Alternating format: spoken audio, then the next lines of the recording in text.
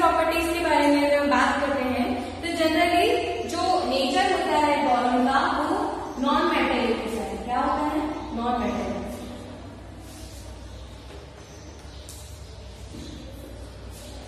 Non metallic in nature.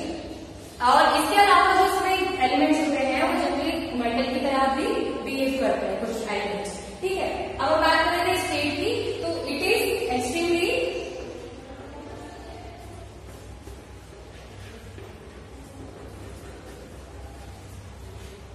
Hard and black colour solid.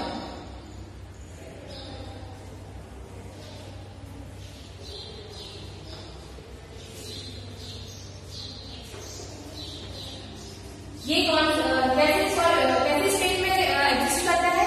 Black colour solid, black एक hard और black colour solid boron का होता है। क्या होता है उसका स्टेट? ठीक है, आप बुक में अगर पढ़ेंगे तो बुक में आपको एक वर्ड मिलेगा जिसमें क्या लिखा होगा, due to the strong crystalline lattice boron usually high melting allotropy forms, it exist in many allotropy form. Allotropy form मतलब क्या होता है कि ये एक से ज्यादा स्टेट्स में ज्यादा एग्जिस्ट कर सकता है। अगर मतलब सॉलिड फॉर्म में है तो सॉलिड से लिक्विड फॉर्म में भी एग्जिस्ट कर सकता है और लिक्विड टू सॉलिड फॉर्म में भी एग्जिस्ट कर सकता है। ठीक है, अब हम बात करते हैं मेल्टिंग पॉइंट। तो मेल्टिंग पॉइंट जो है बोरॉन का, बोरॉन फैमिली में सबसे ज्यादा होता है। Boron causes high melting point.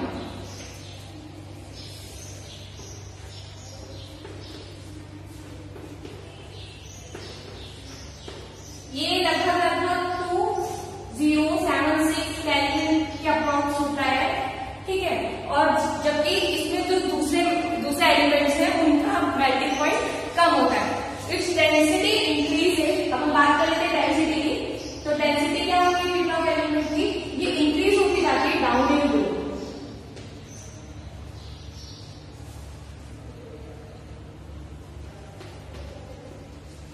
कैसे बढ़ती है? डेंसिटी का फॉर्मूला होता है मास अपॉन वॉल्यूम। तो मास तो जो एलिमेंट का है वो बढ़ता जाएगा और जो वॉल्यूम है वो कम फैलता जाएगा, और जिससे क्या वॉल्यूम होगा उसका कवर करेगा। क्या होता है जब मास हम बात करते हैं बोरॉन का, तो बोरॉन का इलेक्ट्रॉनिक एटॉमिक नंबर क्या होता है? 5 होता है। तो जैसे जैसे हम ग्रुप में डाउन जाते जाएंगे तो वैसे वैसे नंबर उसका बढ़ता जाएगा, और क्या होगा कि 5 से 13 तो उसमें मास भी बढ़ रहा है तो वॉल्यूम भी बढ़ रहा है। क्यों? क्योंकि अभी हमें एक शेल की जरूरत पड़ रही थी, अब हमें 2 शेल्स की रिक्वायरमेंट होगी। जैसे हम डाउन हो जाएंगे ऐसे ही उसकी शेल्स भी बढ़ती जाएगी, लेकिन मास के कंपेरिजन में वॉल्यूम कम बढ़ेगा। ठीक है, मास ज्यादा बढ़ेगा एज कम्पेयर टू वॉल्यूम। ठीक है, तो डेंसिटी इसलिए क्या होगी ग्रुप में, इसलिए बढ़ती जाएगी। अब हम बात कर लेते हैं बच्चों केमिकल प्रॉपर्टीज की, कि केमिकल प्रॉपर्टीज क्या है इसमें।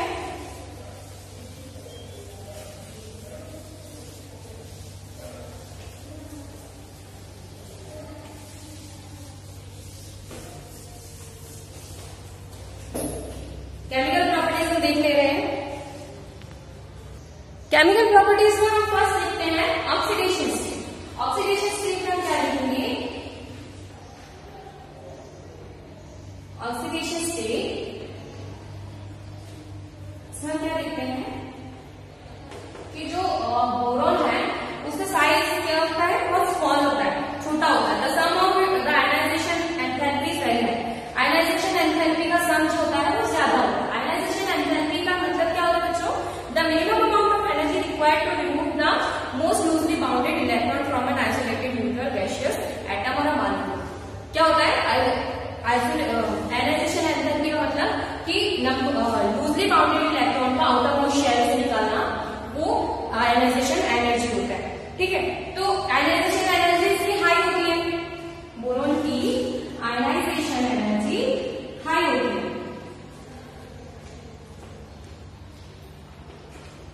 आयनाइजेशन एनर्जी हाई होती है।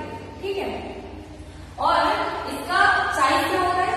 कम होता है, साइज स्मॉल। ठीक है, फिर अगर हम इसके ऑक्सीडेशन स्टेट के बारे में बात करें, और वैसे ही साइज धीरे धीरे क्या होता है नीचे आते आते ग्रुप में बढ़ता जाता है। लेकिन we are talking about boron. तो बोरॉन की अगर हम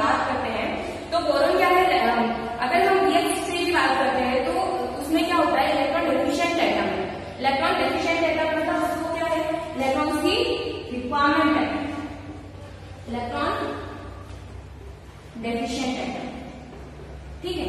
तो उसे क्या नीड है, इलेक्ट्रॉन की नीड है ना।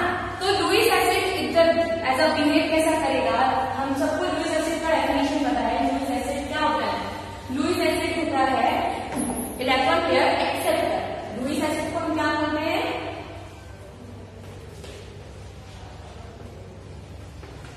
इलेक्ट्रॉन पेयर एक्सेप्टर, ठीक है।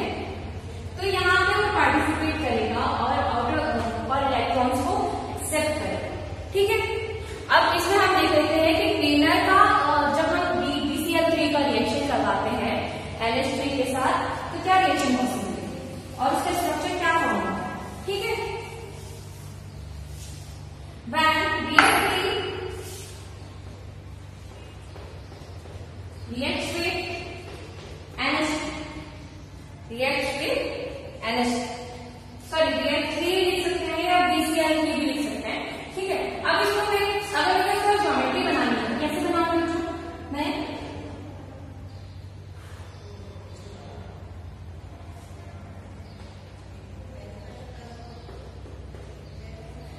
बोरॉन जो है वो +4 अपने +4 इलेक्ट्रॉन का एक्सेप्ट कर सकता है, ठीक है। 4 इलेक्ट्रॉन का एक्सेप्ट कर सकता है, वो 4 इलेक्ट्रॉन्स को अपने पास रख सकता है, ठीक है। तो यहाँ पे एक जगह खाली है, then it reacts with NH3, जब NH3 के साथ रिएक्ट करेगा तो यहाँ पे क्या बॉन्ड बनेगा, B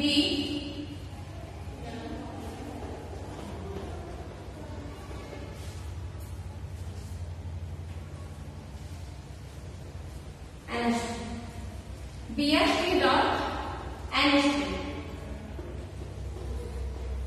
ये हमें कंपाउंड फॉर्म होगा, ठीक है। अब BH3 डॉट NH3 का अगर हम ज्योमेट्री देखें तो यहाँ पे ये प्लेनर है, यहाँ पे BH3 act as a planar और यहाँ पे इसकी ज्योमेट्री हो रही है 10 का हैंडल। जनरली हम क्या देखते हैं कि जो बोरॉन की है ऑक्सीडेशन स्टेट वो +3 है, जो कि सबसे highly oxidising character the compounds +1 oxidation state are except from energy consideration and are more ionic than its oxidation state +3 oxidation state जो है वो सबसे ज्यादा हाईएस्ट ऑक्सीडेशन स्टेट है बोरॉन फैमिली में, क्योंकि जो दूसरे मेटल्स है इसी फैमिली में वो एज ए बिहेव करते हैं +1 ऑक्सीडेशन स्टेट +2 ऑक्सीडेशन स्टेट, इससे ज्यादा +3 से ज्यादा ऑक्सीडेशन स्टेट कोई पॉसिबल नहीं करता है इसमें। अब हम नेक्स्ट इसमें रिएक्टिविटी विद टुवर्ड्स एयर देख लेते हैं। ऑक्सीडेशन स्टेट का हमारा कंप्लीट होता है केमिकल प्रॉपर्टीज में। अब हम देख लेते हैं इसमें रिएक्टिविटी टुवर्ड्स एयर।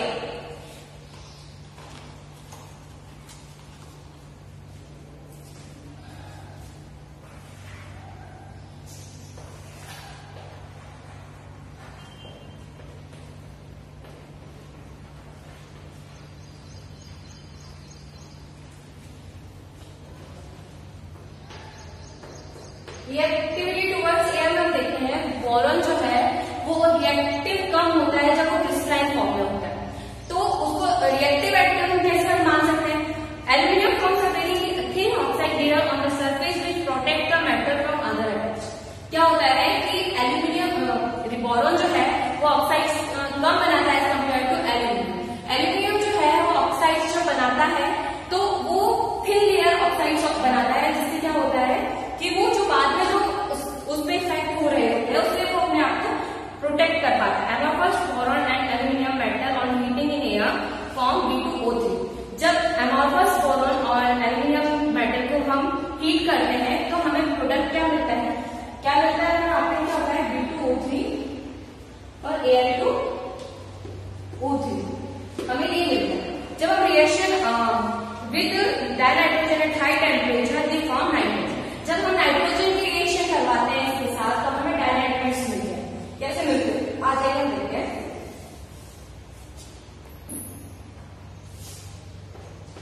कोई भी एक सॉलिड स्टेट में एलिमेंट लेगा, उसकी रिएक्शन हम जो नाइट्रोजन के साथ गैसियस स्टेट में जो है उससे करवाते हैं Al2, तो 2 EN।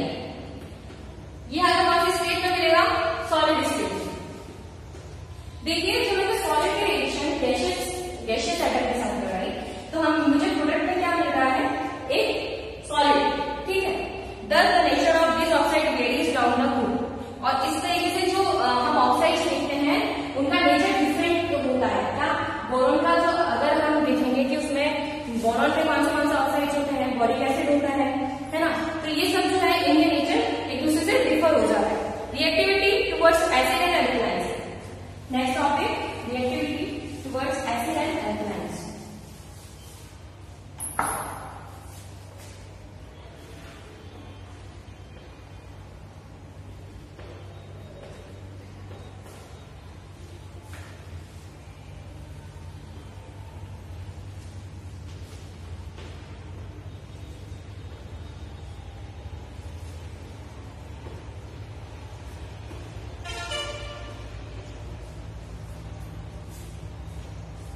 एल्कलाइन और इसकी एक्टिविटी हम देख लेते हैं। Boron does not react with acid and alkanes. Boron generally acid और अल्केन से रिएक्ट नहीं करता है, इवन एट मॉडरेट टेम्परेचर, कितना भी टेम्परेचर से क्यों ना दिया जाए। But aluminium dissolves in a mineral acid and aqueous alkalies and thus shows amphoteric character। Aluminium dissolve in dilute HCl and liberate dihydrogen. तो हम इसका रिएक्शन देखते थे, जब एल्यूमिनियम को हम रिएक्शन कराते हैं डाइल्यूट HCl से तो हमें क्या मिलता है? डाइहाइड्रोजन। कैसे मिलता है? Aluminium at solid state reacts with hydrogen, reacts with 6HCl in gaseous state, aqueous solution, sorry, in aqueous solution it gives 2Al 3 plus which is aqueous and plus 6Cl plus 3H2 aqueous, 3H2 gaseous, ठीक है। तो हमें aqueous compound क्या मिले? Aluminium और fluorine. और हमें dihydrogen क्या मिला? As a gaseous state. तो ये इसकी रिएक्शन हो गई एसिड के साथ। ऐसे ही एल्यूमिनियम को उसकी रिएक्शन बताइए बच्चों नाइट्रोजन के साथ कि आप aluminium also react with aqueous alkali and liberate dihydrogen.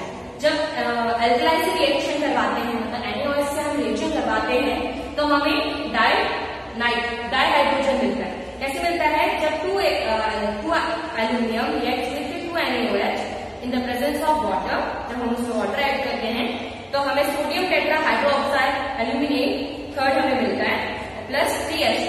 मतलब हाइड्रोजन के कितने मॉलिक्यूल लिबरेट होते हैं? 2। 3 हाइड्रोजन के मॉलिक्यूल लिबरेट होते हैं। तो ये तो हमारी रिएक्टिविटी एसिड एंड अल्केन। जो मैंने आपको नेक्स्ट जो रिएक्शन पढ़ के बताई है ये बुक में से पढ़ के बताइए, वैसे एक बार जरूर देखिएगा।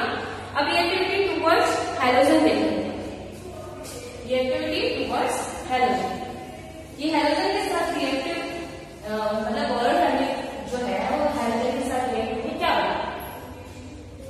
Reactivity towards halogen.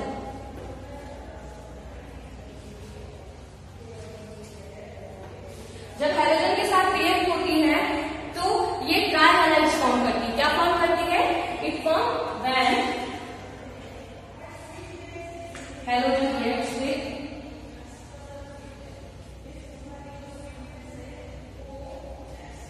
with boron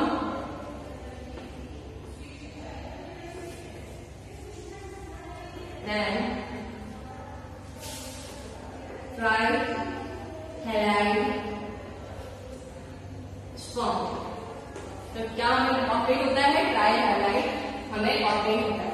जैसे हम बात कर लेते हैं कि हमें पी ब्लॉक का एक एलिमेंट ले लेते हैं, बोरॉन ले लिया हमने 2b प्लस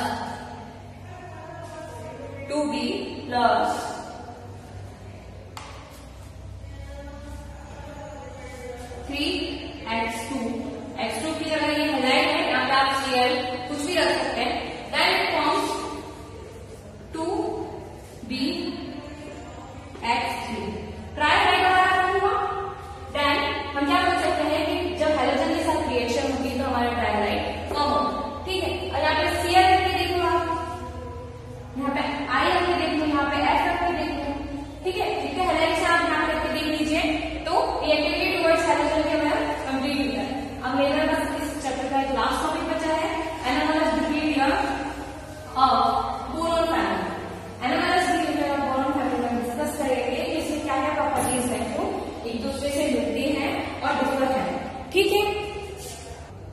अब हम देख लेते हैं analogy properties of boron.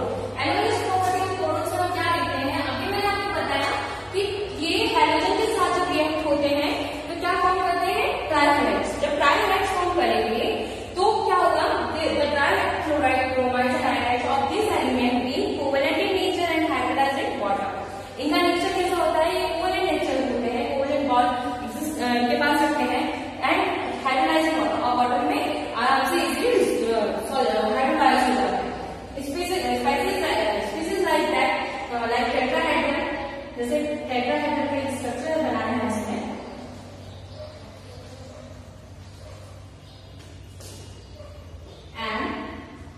OH O4 minus and octahedral except in boron exists in aqueous state। Boron को छोड़ के बाकी सब जो एलिमेंट है वो एक्वस स्टेट में एग्जिस्ट करते हैं। The monomeric tetrahydride halides being electron deficient are strong base acid. जब BF3 का रिएक्शन हम NH3 से लगाते हैं तो इसमें एक बॉन्ड मैंने आपको बताया था, ऐसा बॉन्ड बनता है। क्यों बनता है, NH3 अपना एटम इसको दे रहा है, क्योंकि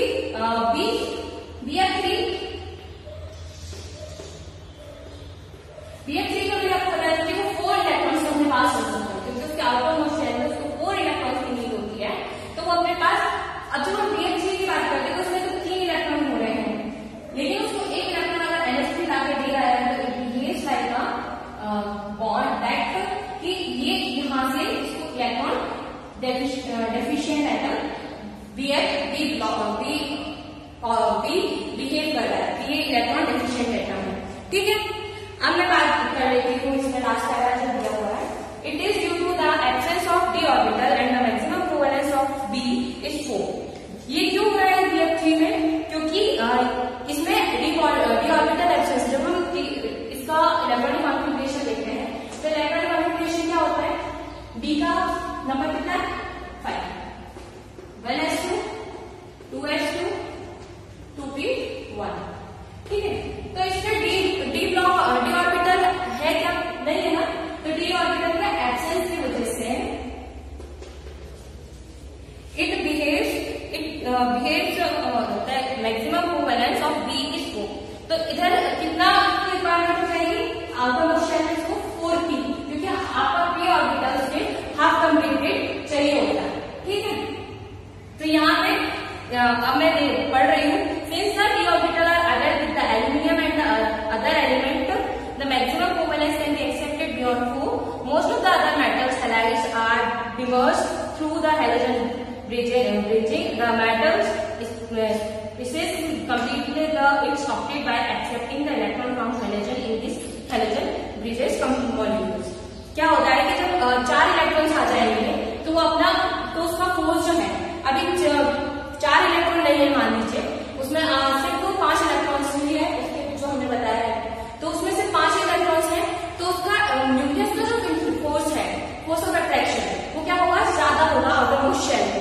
अब वही हम बात करें इंडियन एंड हेलियम की, तो उस पर आउटर मोस्ट शेल पे जो इसका न्यूक्लियस का इफेक्ट होगा वो कम होगा, उसका फोर्स ऑफ अट्रैक्शन उधर कम होता जाएगा। क्यों, क्योंकि वो एक्सपांड होता जा रहा है, उसका वॉल्यूम बढ़ता जा रहा है और उसका साइज इतना बड़ा है कि न्यूक्लियस का जो चार्ज है वो अपना इफेक्ट कितने शेल तक, 2 या 3 शेल तक ही पहुंचा पाएगा, उसका इफेक्ट जो है आउटर मोस्ट शेल तक नहीं पहुंचेगा। ठीक है, तो यहाँ पे आपका चैप्टर कंप्लीट होता है 13 ग्रुप एलिमेंट का, 13 ग्रुप का जो आपका चैप्टर नंबर 11 है कंप्लीट हुआ। अब इसमें आपको कोई क्वेरी रहती है तो आप पूछिए बिल्कुल, और जितना जितना मैंने दिखाया है एज अ नोट प्रिपेयर कीजिए। ठीक है, so thank you guys, have a nice day.